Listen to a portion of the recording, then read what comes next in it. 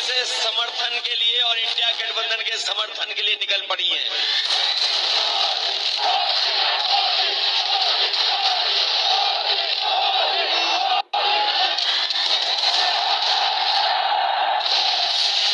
योगी आदित्यनाथ की 80 सीट और अखिलेश यादव की 79 सीटों पर जीत के दावे के बीच एक आंकड़ा यूपी में बहुत चर्चा में है और वो ये यूपी में 28 सीटों पर टफ फाइट है।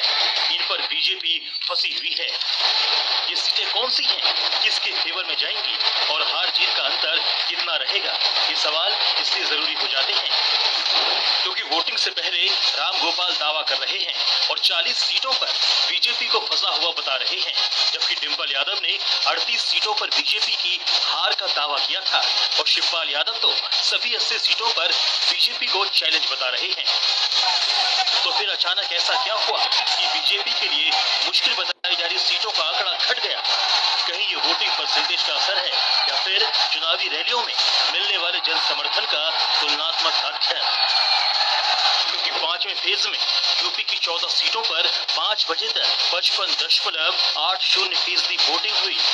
इससे पहले चौथे चरण में 58.22% वोट यूपी में पड़ा था। थर्ड फेज में वोटिंग का यह आंकड़ा यूपी में 57.55% था। इसी तरह दूसरे चरण में 55.19% वोटिंग यूपी में हुई और फर्स्ट फेज में 61.11%, जो कि अब तक सभी 5 चरणों में सबसे ज्यादा थी। ये लोकतंत्र का 2024 का विशेष चुनाव है। याद रखना, जिस तरीके से कभी समुद्र मंथन हुआ था, उसी तरीके से आज 2024 का चुनाव संविधान मंथन का चुनाव है।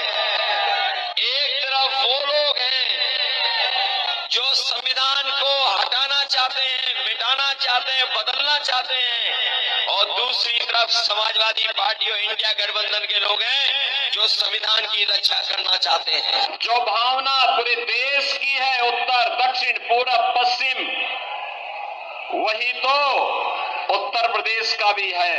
हम लोग निश्चिंत हैं क्योंकि परिणाम के बारे में जनता जनार्दन पहले से ही तय कर रखी है कि तीसरी बार, फिर एक बार, फिर एक बार और अब की बार।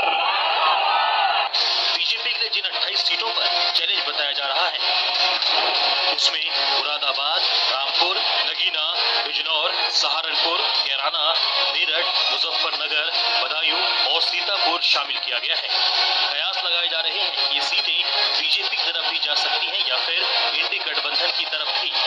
गौर करने वाली बात है कि इनमें से ज्यादातर सीटें मुस्लिम बहुल इलाके की है और उत्तर प्रदेश के पश्चिमी इलाकों की इन बहुत सारी सीटों पर बीजेपी ने इस बार एक्स्ट्रा एफर्ट लगाया है।